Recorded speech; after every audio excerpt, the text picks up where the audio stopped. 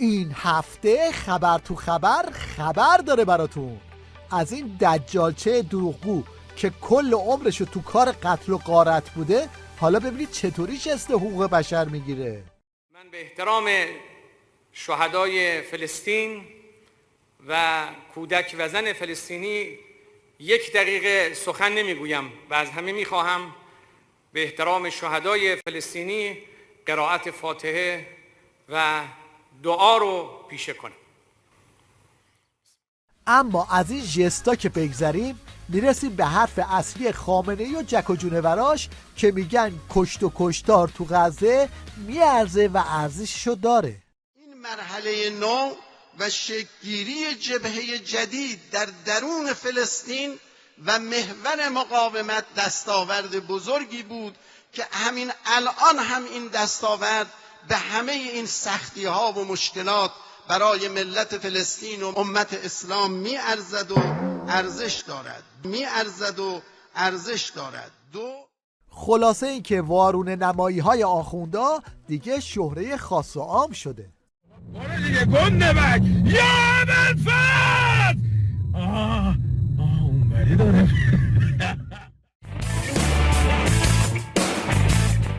این آخوند پهنیان هم از کشتار مردم غزه تو دلش قند آب میکنه. میگه این کشتاری که تا حالا شده چیزی نیست. بالاخره 17,000 شهید ترور ما داریم. الان ببینید شهدای غزه این همه مردم دنیا دارن سر صدا میکنن، نمیدونم به 17,000 شاید نرسه. این خرچنگ ولایت هم از این که دولت‌های عربی به ساز عظما نرقصیدن بد جوری افسار پاره کرده.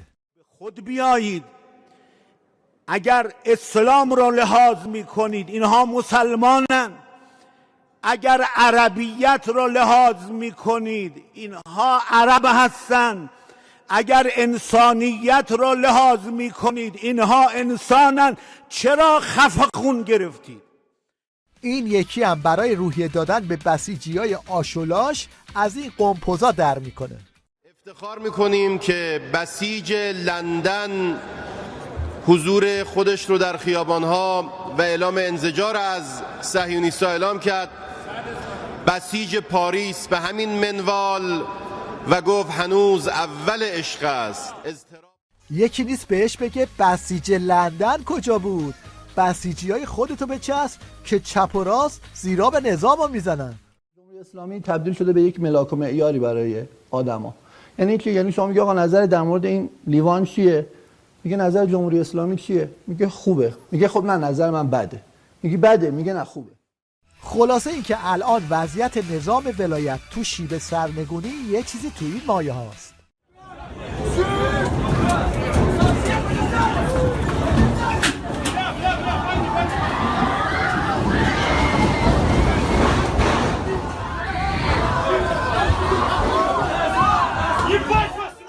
این پاسدار اختلاسچی هم رفت توی تیویریش و سوتی داد در حد لالیگا.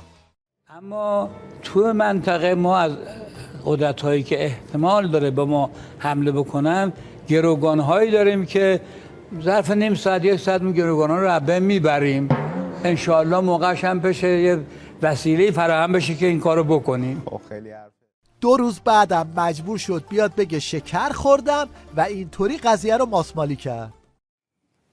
من گفتم که تو منطقه گروگان زیاد داریم.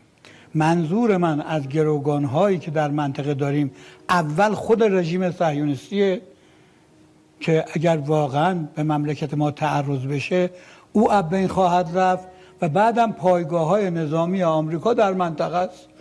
این مشنگ معلوم نیست میخواد سر چه کسی رو شیره بماله، چون اگه از این گوسفند هم سوال کنید منظور این طرف رو میفهمه. لا لا برضه ما تطلع الجعر هاي زي شلبي ايوه.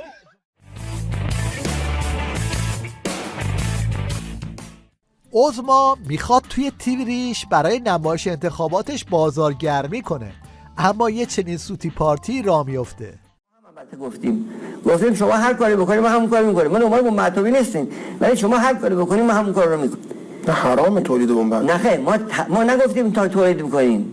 گفتیم هر کاری شما کردید ما گفتیم تولید میکنیم، نگفتیم تولید میکنیم، گفتیم هر کاری شما کردید ما هم میکنیم و این نگفتیم. ما حالا وارد این بحثش نمیشم، اصلا شما بذارش کنار، چون نمیخوام وارد این بحثش بشم. این صحبت رهبریه. همین چند روز پیش هم گفتن هر کاری کردید همون کارو بکنید. این معنیش این نیست آخه. دقیقاً من شما میگم معنیش حالا مردم داره، بس ما هم تولید کردیم. شما چیکار دارین که ما چیکار کردیم؟ خب این با میشه رهبری حرفی زده. من میگم حرف رهبری رو ذکر، حرف منم بذار کنار. اصلا غلط. من غلط گفتم.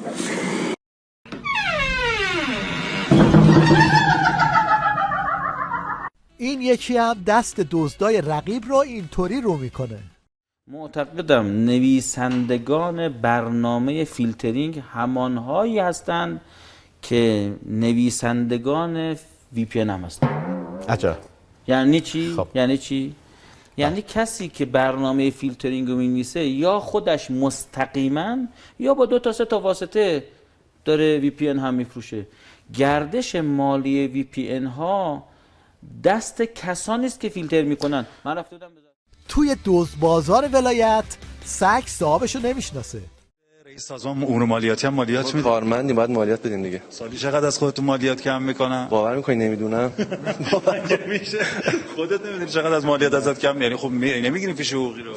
والا قاعدتا باید بگیرم ولی نه میبینم نه چقدر مالیات دادن، ولی قاعدتا چون من کارمند هستم و مثل هر کارمند دیگری ازم قبل از اینکه بهم حقوق پرداخت بشه مالیاتم کسر میشه مالیات پرداخت میکنم. طرف اینقدر خورده نه از فیش حقوقش خبر داره نه از مالیاتش.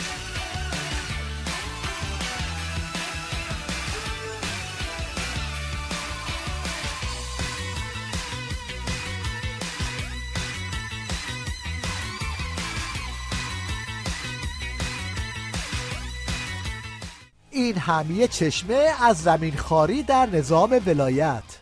پرونده داشتیم توی کارتابلتون گم شده. 3000 متر باغ بوده که میگن الان نیستش تو کارتابلتون. آره؟ بله متاسفانه چنین اتفاقی افتاده.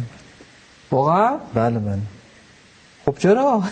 چیکار شده این 3000 کارتابل کی بوده؟ الان شهرداری ان شاءالله جبران میکنه. قرار شد که پروانه رو پیگیری بکنه. از اینکه این پولا و اموال کجا میره زیاد تعجب نکنید. الان نعلین آخوندهای حکومتی هم حکم گاف صندوق رو داره.